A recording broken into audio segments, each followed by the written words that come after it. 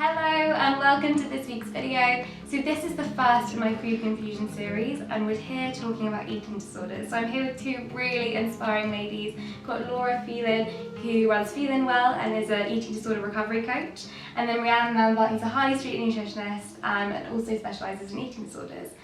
So basically what we're doing today is just answering some of the questions that I asked you guys to send in and the ones that I receive all the time, and hopefully just by having a really kind of like honest, open conversation from professional and personal experience, we'll be able to just kind of get rid of a bit of the taboo around the subject. Yeah, definitely. So I'm going to start with a really kind of general question, which I'll go to you, Rhiannon. Okay, cool. Is, what is an eating disorder and how do you know that you have one?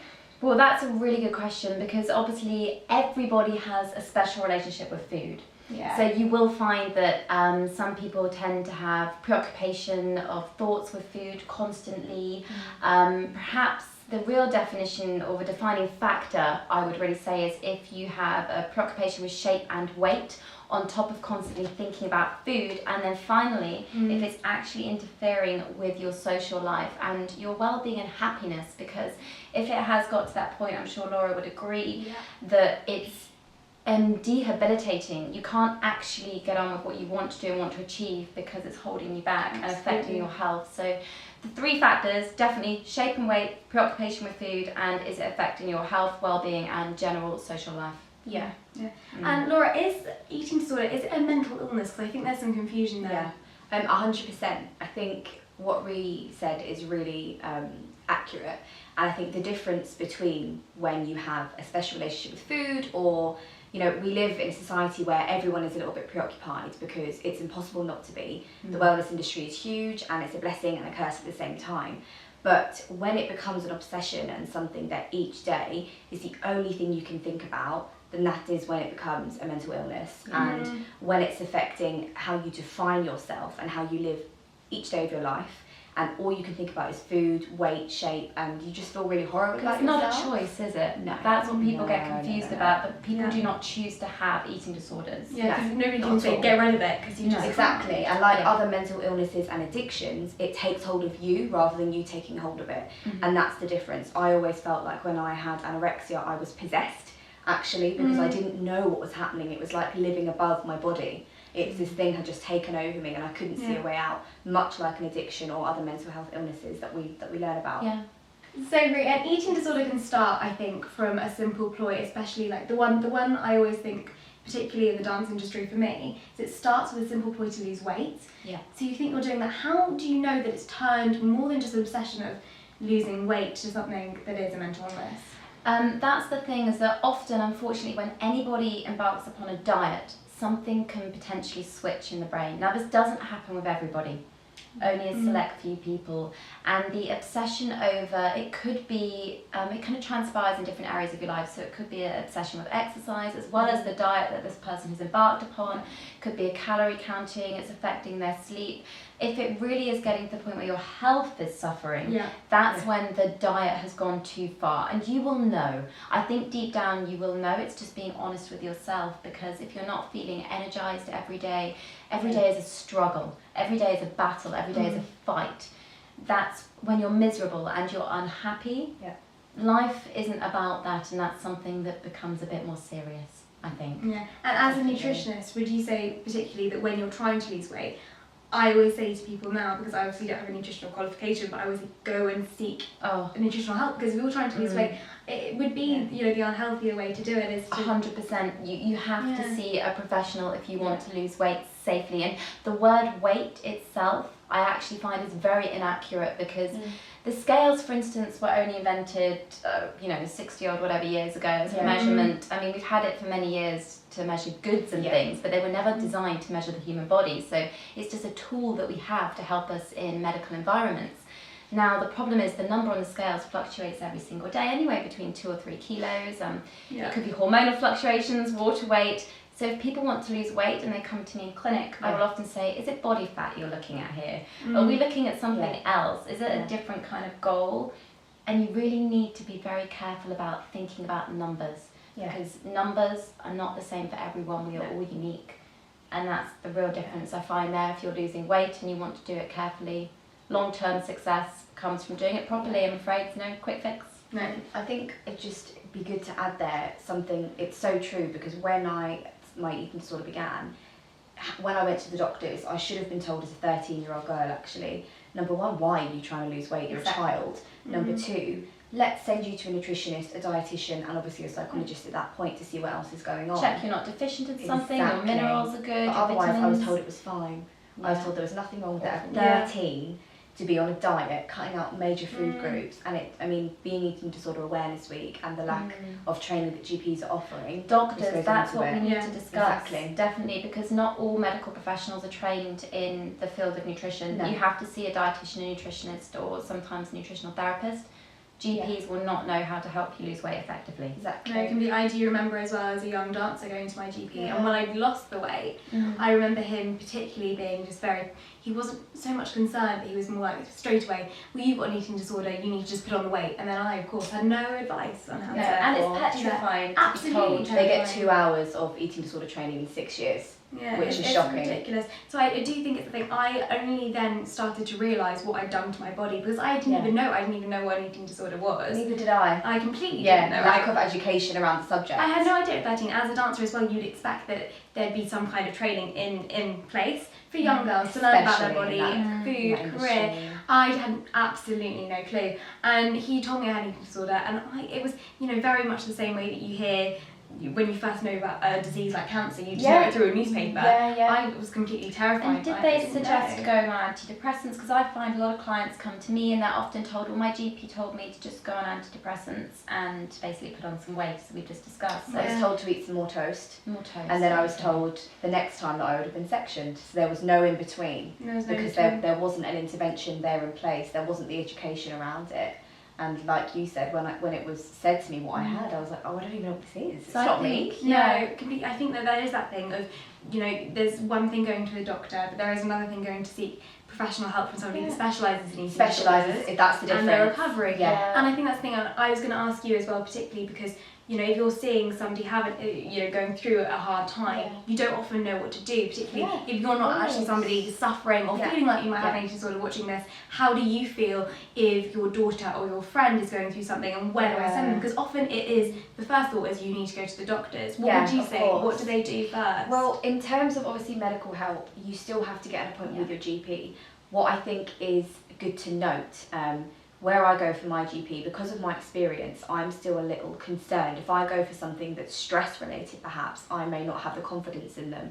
So if you're a mum, a sister, a friend or whoever, think about your GP or that person's GP, if they're right for them. If they're not, then you may be worth seeking advice first from somewhere like BEAT or the National Centre of Eating Disorders or NIDA, which is the American version, or simply looking up someone like Rhiannon or myself in terms of just getting them first not tips but advice on what to do before you proceed, because what you don't want to do is send that person to a doctor that may not have the training, which may not be their fault, but that actually sends that person with more unhelpful information, which seems what happened to both of us. And that can make it worse in that moment. I think I'll also add to that point that I think it's one thing is the lack of kind of training as a doctor, but the other thing is it is very daunting for a young girl, particularly, which is where most of eating disorders like to go to the doctors, because they're often 50 plus men who don't really understand or relate to the situation. And I think it is really important that when somebody's going for treatment at all, or any point of recovery, that they're seeing somebody that they can slightly relate to. Of course, I mean, any gender, any age these days, there tends to just be a complete lack.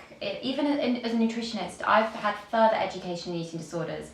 I wouldn't be specialising in it, so do just check that whoever you choose to see has worked with eating disorders before, because they all tend to say, I deal with eating disorders on their bit about them in their bio, but actually do they? You need to check their qualifications. Because it's the disease, eating disorders itself, is so easily triggered and so easily fueled that's why it's so crucial in the early moments and the early intervention that you're seeking help. That is my worry. I mean, even people I've had going for FODMAP diets to see dietitians, and that's exacerbated the eating disorder itself, because of course a FODMAP diet is a form of restriction. So just be very wary. I think we could go on that subject. We could, digressing. Absolutely. I think on the point of kind of there being a lot of other ways that you can hide your restriction, how do you feel about when I think something that I really relate to is when I first went vegan, it was very much for weight loss too. We were talking about this before we on the video, but you must have a lot of people that come to you that have these certain dietary restrictions as a friend or as the person watching it, that you may have gone vegan or done a diet choice for a different reason. How do you feel with that? I do. I have to be very honest with you. Now, of course, the first point to raise is that if you've chosen to be a vegan, that's okay. Yeah. It is okay if you do it safely, carefully, and you check with a professional. Again, I think we're going to use that word quite a lot, that you're not missing anything from your diet, because essentially a vegan diet will be deficient in a lot of nutrients if you're not careful. It's actually quite daunting because you kind of need to eat 10 times more if you're a vegan, because you need to get such an array of nutrition from plant-based foods that you need a bigger quantity of food, which is very daunting. So vegan diets often can be a mask of an actual problem because it's a form of restriction.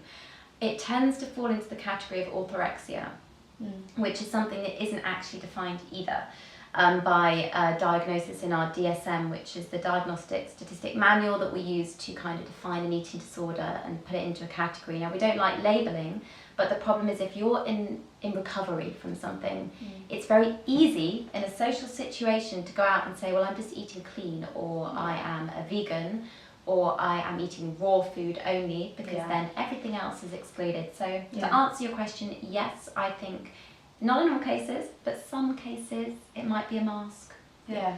And vegan obviously is a very big kind of hashtag, and it's the biggest thing for social media. It's trend. Yeah. Do you find with a lot trendy. of it's very trendy? Sorry. No. I mean, it completely is. And the thing is, it's going in such waves. And I think the one thing I always stress to anybody, and the one thing I feel like 100% qualified to say, is that, you know, everybody is. I mean, we all say it's so individual, but it's also just that thing of like you grow and you change. Yeah. Like I was vegan, and honestly at the time it also felt like it really worked for my body. And then I ate eggs, and then I ate fish, and I suddenly realised that actually that felt pretty fine too. They work for your body and too. I suddenly realised, you know, it's a whole open book, and it's not this one restriction. So I think that labelling thing really does just put you in a box that then you feel scared to get out of. I think that's so important. I think there is nothing wrong with being vegan or anything, and especially obviously if it's ethically. But be mindful if you are on social media or sharing with people, if it's going to put a restriction on you later on, and you suddenly feel like, oh, I have to stay this way, or I have to eat certain things, that's not good for you. You're allowed to change and be whoever you want to be. Because you absolutely are. There's nothing wrong with that. We all grow and change and go through things. So don't be afraid. Don't be labelled by food or let anyone label you. You're absolutely allowed to be whoever you want to be. There's nothing wrong with that. We all change. Wonderful word. It's so true. The labelling and being scared and sticking to a brand. A lot of people find that what they see on social media dictates their lives, and that's when it does take over, and it's not always real either. And that's very important to remember, that images are airbrushed. They're not eaten when they're said they're eaten. I have lots of clients that actually take pictures of the food and then throw it away just because it looks good on their Instagram accounts. Take it with a pinch of salt. A lot of what I post, I'll have a really bad day, and sometimes I'll say it, but sometimes I'm thinking about the person that I want to inspire, so I might say something which is a happier version of that. So you have to take it with a pinch of salt. Because comparison is the thief of joy, and that's what I'm writing in my book right now, a whole chapter is. about it, because we have to be so aware that we can put pressure on ourselves just from looking at someone else. That's it. And you have to build, if you can build yourself up enough and spend that time with yourself, that becomes a lot easier. Self-love and self-care. But it never goes away. We all struggle with it. I mean, I'll hold my hands up and say every day, I feel pressure. I think we all do. The media is all around all of us, and it's how we deal with it, but we have to support each other. Exactly. Completely. And I think the thing is if you're watching this and you feel like you might have even a slight problem with supporting yourself, and that is the time to kind of seek a little bit of help, because you can always lean on somebody to help you. Absolutely. And we're all worried to do that. I think it's a very like British stiff upper lip culture of being like, I can't actually reach out. Really modest and hush hush. Yeah, you absolutely don't. And with that, with recovering, there are so many different ways to do it, and I think there's so many taboo words that we're saying, because I even can't relate to the word like, when did you recover from your eating disorder, all those things, because at the time, and still even now to a certain extent, I don't relate to the girl that I was when I was 13, and a lot of people won't relate to that. But when you are getting better and getting to love yourself and respect yourself, what would you say is the kind of the best? I mean, there's two different ways. I'll start with you. What's the best diet to follow? Which is a very general question, probably very different. Okay, well, this is the thing. It is very different. Now, there is no one diet. Every single case I have, the reason why you have to see a professional, a nutritionist or a dietitian trained in eating disorders is because you may be deficient in something that someone else isn't. I need to look at your bone density, I need to look at the visceral fat around your organs, I need to think about your fatty acid imbalances in your brain, your neurotransmitter function with serotonin levels, which are your happy hormones. I'm going to try and keep it a bit less scientific. I'm so sorry. I want some more happy hormones. Yeah, if we can all get happy hormone diets. But of course, you might be scared of something that takes time. I could spend 2 months of you just reintroducing carbohydrates, for instance, a whole food group. So you do need to look at introducing food slowly, safely and carefully. The worst thing to do is actually look at blogs on the internet about how to gain weight, how to lose weight, because they are dangerous if people are just chucking that information out there, because you deserve it. You deserve someone that can give you the care you need. That's what frustrates me, is that you do deserve that time from someone like me or Laura, or if you're asking Sassy questions, you deserve an individual response. Yeah. I think you deserve as well more than just what you can get on a mobile phone or a screen. Definitely. So I think that almost just, you know, if you really know that even if it's something small, because an eating disorder is such a huge spectrum, it can just be a diet that you're feeling really restricted by doing, and that's where it kind of all starts, is that restriction and following it. It can be anything, but just knowing that that's where you're at, it's taking a step back and going, actually, well, what's not going to help me is the screen, because nothing looks bad on a screen, everything looks perfect. Of course. So just that's why I've never done a weight gain or a weight loss blog, because you can't do it. Yeah, I mean, indulge in the actual experience, the therapy, the treatment that works for you. And with recovery, everybody that you work with, you obviously have that one-to-one. How do you feel somebody that is watching this video or wants to kind of recover, the best steps for them to take, not so much nutritionally but emotionally? Emotionally, I think you have to realise, and a lot of people ask me, did I wake up one day and was I really motivated and had this epiphany and was like, I love myself again? Not at all. Recovery is hard and it's ugly and it's difficult, but you know what, your eating disorder is 10 times worse. So it's not going to get any worse for you, and what I can say is I promise you that life gets so much better. The thought of doing this 2 years ago would have sent me into sheer panic. And you have to be aware of that. And you do have to make a choice within yourself, because you will have a doctor most likely and a therapist and a dietitian and your family, but you need to decide. And for me, I sat on my bed on my 14th birthday and I thought, this is going to kill me, or I'm going to try, die or try. And I tried. And it took a really long time. And it took me an hour and a half to eat my first piece of chocolate, which I adore now, and I was hysterical. And one time I wished myself blind because I didn't want to look at what I saw anymore. And I just think, you know, it's crazy that I've grown from that, but I did, and I kept going, and I kept my support system around me. And I had to slowly open myself up to help. I had to let someone else take the reins. I had to let them put a meal in front of me. I had to accept that in order to be comfortable, I had to first be uncomfortable. And to learn to love myself, I had to hate myself a little bit more first. But it's so worth it. So doable. Yeah. It really is. When you hear stories like that, it really is. It is possible to recover, isn't it? Yeah, it really is. With the support, like Laura said. Yeah, you need to make sure the right people are around you. If there is someone or something in your life at that moment and you are aware that that's making you more unwell, and for me, luckily I didn't really have that, you need to put yourself first, actually, or be open with someone around you. Tell a family member or a friend or a spouse or whoever, this thing is hindering my recovery. Eliminate the toxic environment and the toxic people. I think that word toxic is quite... We should be doing that now anyway. Yeah, especially even on social media. Unfollow people that if it's not helping. Exactly. I really think so, and I think it's that thing of, like you said, if you're talking to somebody and you've got a friend or you've got a family member that you're able to actually open up to, there's this thing that we all do, which is extend to a certain point that feels comfortable, and it's that like 40% extra that you need to go, that is where like the magic happens. And you sometimes don't realise. I often just tell friends something like, I still to this day, there's moments where I look in the mirror and I go, oh my god, and it's when I feel my most unhealthiest, and it's like, if I've been recipe testing all day, I've eaten so much food, I will look at myself differently, and I won't like myself, and then I'll remember all the great things about my body, and I'll remember that I'm being silly, and I'll work out the next morning, and I'll tell a friend that I ate far too much than I should have done, but and that's okay. It's totally okay, but it's that final little bit, because you sometimes feel like they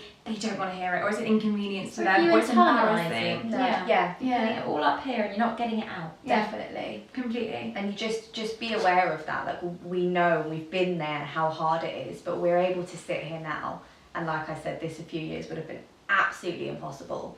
So just take your baby steps and work with what you can do, and every bit of life that comes along will make you stronger. It really will. So we've got all those questions wrapped up, but just like a closing thought, so just to summarise kind of what we've been talking about. Yeah, and I think one thing I really wanted to end on for anyone out there is remember that the eating disorder is actually about you at the end of the day. If that means that at some point in your recovery, or now, if you are feeling weird about yourself and comparing yourself, take yourself off Instagram if you need to. Take yourself out of it. If you are starting to compare yourself to others and maybe dislike them because of the way they are or what they're doing, remember that that's an outward thing from you, and try not to do that, because you may lose people, and also that's not a nice feeling. You need to work on getting yourself to a point where you love yourself and you can accept yourself. It's more about acceptance. I think we all have days where we feel a bit crappy. That's normal. We don't always have curled hair and lipstick on. Definitely don't in the morning. That's okay. And it's okay to look at someone and admire their beauty and think they have an amazing bum. I'd love a big bum, but my bum's also okay. But that's where you want to get to. It's not about this glorification where you're suddenly this amazing butterfly that walks around every day flapping his wings. It's just being okay with yourself and being okay with others and celebrating them for who they are. So just focus on you, because it's just so worth getting there. And I'm sitting here now with two beautiful ladies, and I'm not hating them for it, because I'm okay as well. And I think that's a really nice thing to be able to do and say. That's lovely. Yeah, I think echoing what Laura said, but also being aware that if you are someone that's seeking help or is looking into it, you need to be aware of the team that you need to work with. So it would be unethical for any practitioner or professional to take you on if they don't have a team working with them. So I personally would not ever work with someone if I didn't have their GP's consent. I don't have them working with a psychologist or a psychotherapist, someone that can help them with that aspect of their life. If I didn't know that their family, or at least one person, is behind them, there's kind of a lot of boundaries, and you have to be so careful, because there are so many people out there claiming they're eating disorder specialists or experts, and just make sure that the step-by-step process that they take you through or walk you through, especially as a nutritionist, because refeeding syndrome is something that's quite scary if you're underweight and you're putting on weight too quickly. There's lots of different things that can affect your long-term health that you do in the interim, or you're doing right now.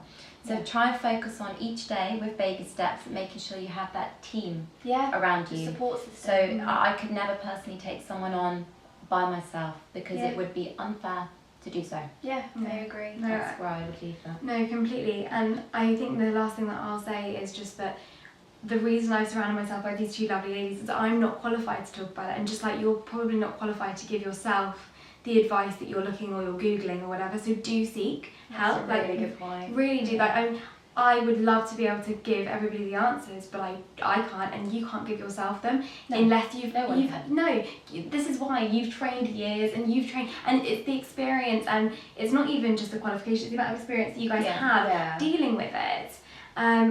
And so for me, I always just think back, you know, to my 13-year-old self, and I think it was so hard for me, and it took me so long. I mean, 2 years was nothing, but just that horrible stage, I almost block it out of my head because it was so horrible, but it's that thing that there is so much more light at the end of the tunnel. If you just take one step, and then you can pat yourself on the back for doing that. And it is, like I said, that I think naturally as humans we just compare ourselves and we look in the mirror and we're not always happy. There are ups and downs every day. There are ups and downs, and so that will never change. There'll never, like you said, there's never going to be that light bulb moment when you're like, I love myself, it's great, I'm fabulous, we wish.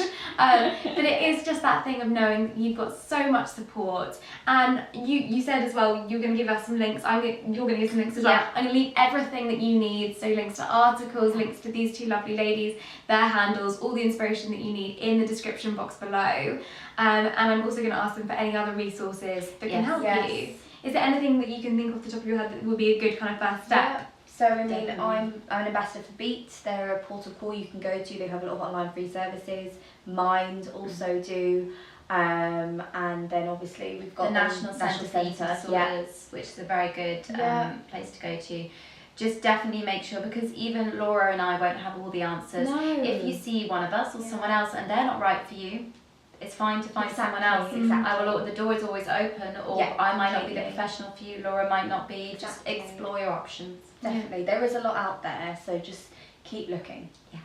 Thank you guys. Thank you guys for watching this video, and these two have just been so amazing, and it's so great to try and get this content. Yeah, it really is, because I think the thing is, it shouldn't be a conversation that we feel scared to have, whether it's you that's going through it or just it's just not an open conversation. It needs to be. I know it's Eating Disorder Awareness Week this week, but it shouldn't be something that's left and forgotten on Sunday. So let's keep the conversation going, and message these two lovely ladies in the description box below. You can also comment and somebody will get back to you. Definitely. So thank you guys for watching. Thank you both. Lovely. And I'll see you soon. Bye.